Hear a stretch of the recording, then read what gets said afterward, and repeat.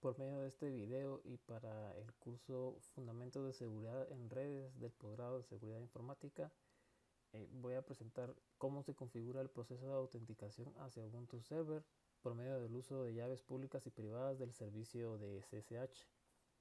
Esto lo voy a hacer básicamente desde mi Ubuntu Desktop. Me voy a loguear por medio de SSH utilizando este método de llaves públicas y privadas hacia mi Ubuntu Server. Entonces, como primer paso, quisiera mostrar cuáles son las IPs que estoy utilizando. Por ejemplo, la IP que tiene el Ubuntu Desktop es la 192.168.187.129 y la del Ubuntu Server es 128, 192, 168, 187, 133.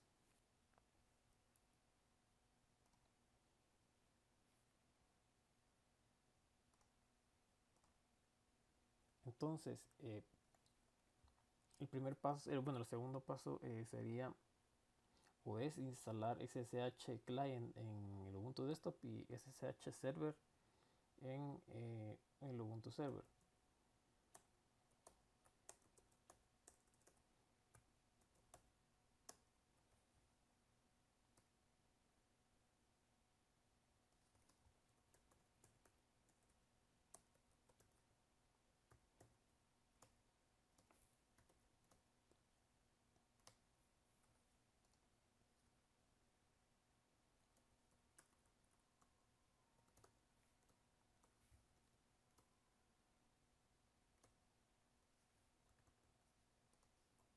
Entonces este es el comando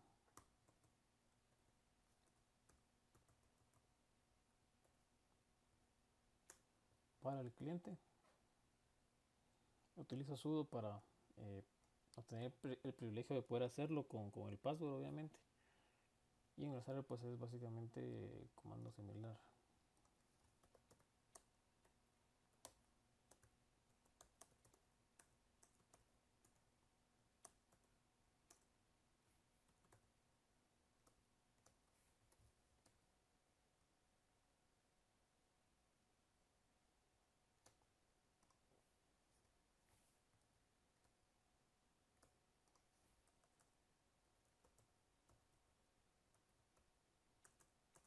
Entonces estos son los comandos. Esto ya lo realicé, entonces realmente no lo voy a volver a hacer, sino que lo que hice fue obtener un screenshot del procedimiento. Aquí estaba logueado como el root, entonces ya no necesité utilizar el sudo. Se puede ver el proceso de instalación para el cliente en el Ubuntu Desktop y el proceso de instalación en el server, ¿verdad? Aquí sí estaba logueado con mi usuario JRobles, entonces tuve que utilizar el comando sudo. El método que voy a utilizar para la generación de llave pública y llave privada es RSA. Esto porque me basé en un documento en el que explica cómo hacerlo por medio de ese método de generación de llaves. Entonces, para generar la llave, bueno, el par de llaves pública y privada, una vez ya instalado el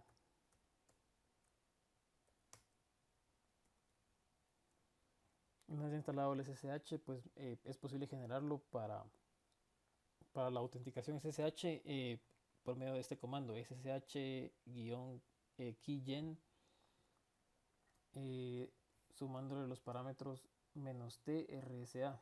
Ahí claramente se ve que estoy utilizando ese método de generación de llaves.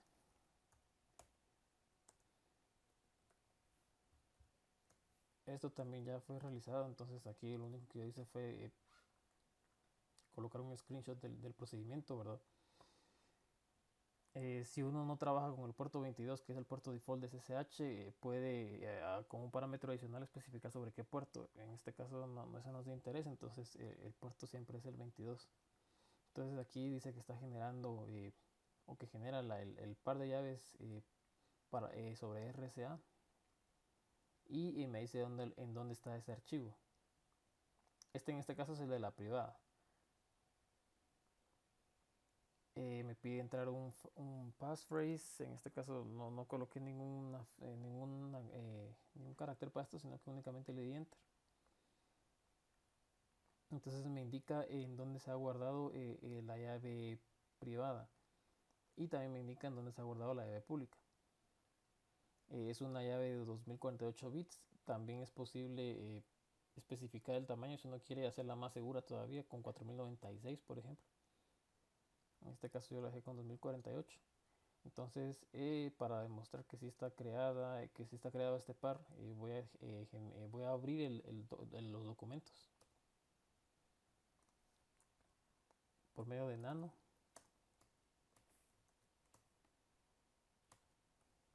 Como dice ahí, pues está creado sobre mi directorio.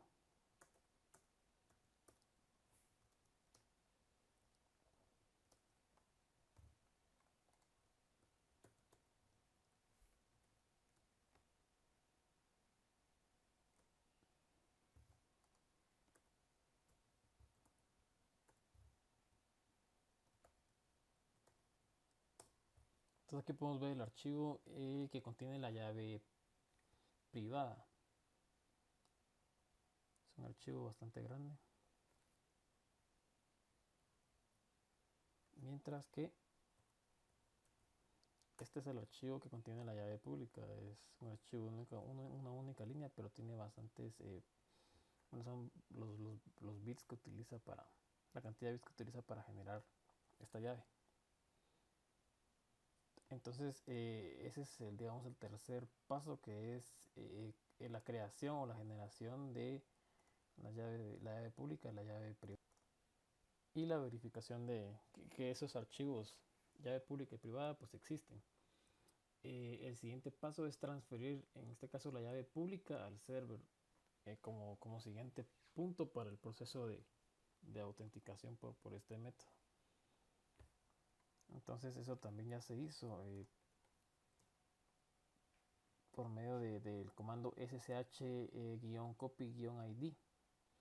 Coloco yo el usuario de la computadora o del server, en este caso el Ubuntu server con el que me voy a autenticar, y la IP del mismo. Entonces esa ya fue transferida. Lo único que me pide es el password. En un inicio me pide el password, ¿verdad? Es decir, SSH por default, al yo conectarme al server, me pide password. A la hora de transferir la llave pública también me pide password, pero ya es la última vez que me lo va a pedir. Entonces, una vez yo ingreso el password correctamente, me indica que ya se añadió la llave, en este caso la pública, ¿verdad? Como parte del procedimiento.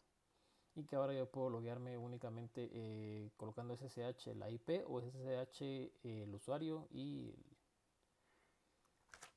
la IP, ¿verdad?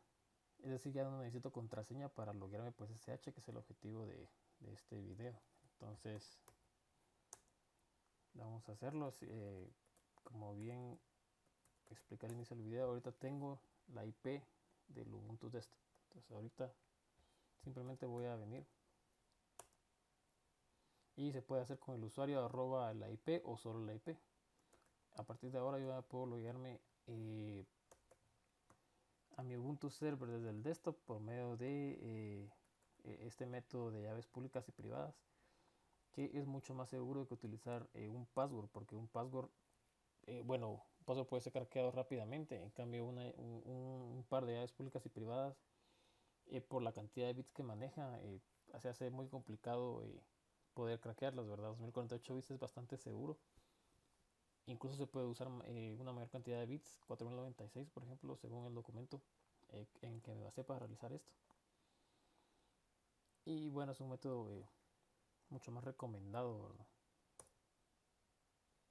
Entonces aquí me indica que ya estoy logueado en el Ubuntu server. El último login fue hoy, hace unos minutos. ¿De qué IP, verdad? Que es la del desktop. Pero ahora si yo coloco if config, entonces ya estoy en el Ubuntu server. Ya no estoy en la .129, sino que estoy en la .133, que es la IP del Ubuntu server, como bien pueden ver acá.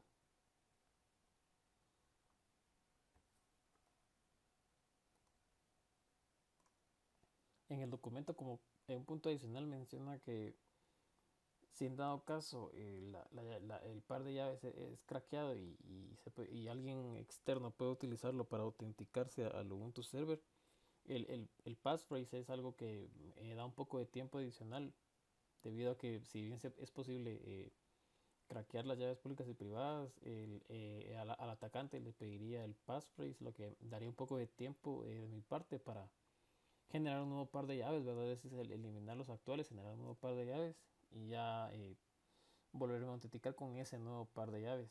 Entonces, si es importante, yo en este caso el passphrase no lo utilicé, solo utilicé enter, ¿verdad? Pero sí es como recomendación adicional, pues utilizar un passphrase para tener como una ventana de tiempo en la que el atacante necesite todavía tener ese passphrase para poder ingresar y hacer un cambio de par de llaves, ¿verdad? Entonces eso es todo por este video y muchas gracias.